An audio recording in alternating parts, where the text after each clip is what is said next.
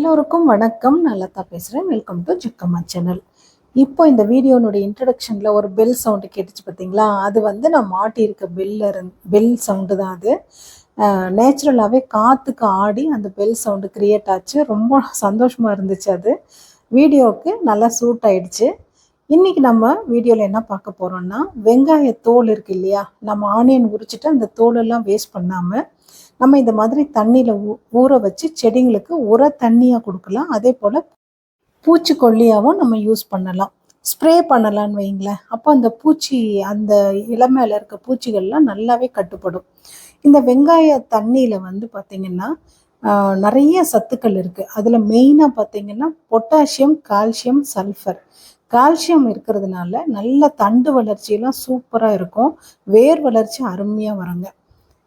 பாருங்கள், இந்த மாதிரி ஒரு 2 நாளைக்கு தண்ணியில் போட்டு ஊற வச்சு எடுத்துருங்க. இந்த மாதிரி நமக்கு நல்லா ஊறி வரும். இப்போ பொட்டாசியம் இருக்கிறதுனால பூக்கள் நல்லா பெருசு பெருசாக வரும். மொட்டுக்கள் பெருசாக இருக்கும், பூக்களும் பெருசாக இருக்கும். கலர் பார்த்திங்கன்னா நல்லா எடுத்து கொடுக்கணும்னு வைங்களேன். நல்ல பிரைட்டான கலர்ஸில் நமக்கு பூக்கள் கிடைக்கும். ஸோ இந்த மாதிரி 2 days கழித்து இந்த மாதிரி ஃபில்ட்ரு பண்ணிக்கோங்க. ஃபில்ட்ரு பண்ணிட்டீங்கன்னாக்க நல்ல தண்ணி கலர்ஃபுல்லாக இருக்கும். 2 நாள் ஊறவுனாவே போதும். அதுக்கு மேலே ஊற வைக்க வேண்டிய அவசியம் இருக்காது. பாருங்கள், இந்த மாதிரி நல்ல கலர்ஃபுல்லாக நமக்கு தண்ணி கிடைக்கும். பாருங்கள், என்ன கலரில் இருக்குது பாருங்கள். 2 days ஊற வைக்கும் பொழுதே இந்த மாதிரி இருக்கும். புதுசான ஆனியன் பீலை நம்ம போட்டோம்னா தான் இந்த மாதிரி நமக்கு கலர்ஃபுல்லாக கிடைக்கும். கொஞ்சம் நாள்பட பழசானது போட்டோம்னா கருப்படிச்ச மாதிரி இருக்கும்னு வைங்களேன். எல்லாரும் வெறும் ஆனியன் பீல் மட்டும் எடுத்து தண்ணியில் ஊற வச்சு செடிங்களுக்கு கொடுப்பாங்க. பட் ஆனால் நான் இதில் இன்னொரு பொருள் நான் சேர்த்த போகிறேன்.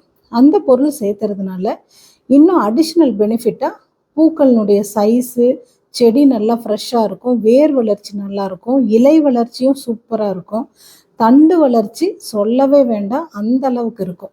சரிங்களா? வாங்க அது என்ன பொருள்னு பார்க்கலாம். மீன் அமிலம் ஒரு 100 ml இதில் நான் சேர்த்திக்க போகிறேன். ஸோ 5 லிட்டர் வெங்காயத்தோல் தண்ணியில் 100 ml அளவுக்கு மீன் அமிலம் சேர்த்து நல்லா மிக்ஸ் பண்ணிடணும். சும்மா பேருக்கு ஒரு தடவை 2 தடவை மிக்ஸ் பண்ணாமல் ஒரு 5-6 தடவை நல்லா மிக்ஸ் பண்ணும் பொழுது தான் ரெண்டுமே நல்லா பைண்ட் ஆகும். நமக்கு லிக்விட் ஃபெர்டிலைசர் ஈவனாக ஒரே மாதிரி நமக்கு கிடைக்கும். பாருங்கள், இந்த மாதிரி கலக்கிட்டு ஒரு 10 லிட்டர் தண்ணி எடுத்துக்கோங்க. ப்ளெயின் வாட்ரு 10 லிட்டர் எடுத்துக்கோங்க. இதில் 1 லிட்டர் தண்ணி நம்ம இதில் மிக்ஸ் பண்ணிக்கலாம். வெங்காயத்தோலும் மீன் அமிலமும் கலந்த தண்ணியை இதில் நம்ம மிக்ஸ் பண்ணிடலாம். பாருங்கள், இந்த மாதிரி நல்லா மிக்ஸ் பண்ணிவிட்டு எகைன் மறுபடியும் திருப்பி ஒரு 3-4 டைம் நல்லா கலந்துக்கோங்க. கலந்துட்டு உங்களுடைய செடியினுடைய சைஸை பொறுத்து 1/2 மக்கோ 1 மக்கோ நீங்கள் செடிங்களுக்கு கொடுக்கலாம். ஓகேங்களா? இப்போ என்னுடைய செடி ஃபுல்லாகவே வச்சுருக்கிறது 12 inch பாட்டில். நான் இப்போது இந்த சைடில் இருக்கிற செடியெல்லாம் 12 inch பாட்டில் தான் வச்சுருக்கிறேன். அதனால் ஒரு மக்கு தண்ணி நான் கொடுக்குறேன். பாருங்கள், இந்த மாதிரி லைனாக கொடுத்துட்டு வாங்க. கொடுத்த உடனே பாருங்கள் நல்லா மண் உறிஞ்சிக்குது. பாருங்கள், நல்ல வேர் வளர்ச்சி சூப்பராக இருக்குங்க. மீன் அமிலம் கலந்துருக்கிறதுனால இலை வளர்ச்சியும் நைட்ரஜன் சத்து நல்லாவே இருக்கும். அதனால் இலை வளர்ச்சி சூப்பராக இருக்குங்க. இந்த மாதிரி லைனாக நீங்கள் எல்லா செடிங்களுக்குமே நீங்கள் கொடுக்கலாம். இப்போது வேருக்கு நம்ம இப்படி ஊற்றிடுறோம். ஸ்ப்ரே எப்படி பண்ணுறதுன்னா, இதே அளவு அப்படியே நீங்கள் ஸ்ப்ரே பண்ணிக்கலாம். அதாவது 10:1 10 லிட்டர் ப்ளெயின் வாட்ரு, 1 லிட்டர் நம்மளுடைய வெங்காயத்தோலும் மீன் அமிலமும் கலந்த தண்ணியை கலந்து அப்படியே நீங்கள் நல்லா வடிகட்டிடணும். சரிங்களா? அப்போ தான் இந்த ஸ்ப்ரேயரில் அடைச்சிக்காமல் இருக்கும். நல்லா ஃபில்ட்ரு பண்ணிவிட்டு செடிங்களுக்கு மேலே நல்லா தெளித்து விடுங்க. வாரம் ஒரு தடவை அடிக்கலாம், 15 நாளைக்கு ஒரு தடவை அடிக்கலாம். உங்ககிட்ட எப்போ இந்த மாதிரி தோல் சேருதோ, வெங்காயத்தோல் சேருதோ, அது மாதிரி பிளான் பண்ணி நீங்கள் செடிங்க மேலே அடித்து விட்டிங்கன்னா நல்லாவே ரிசல்ட் கிடைக்கும் உங்களுக்கு.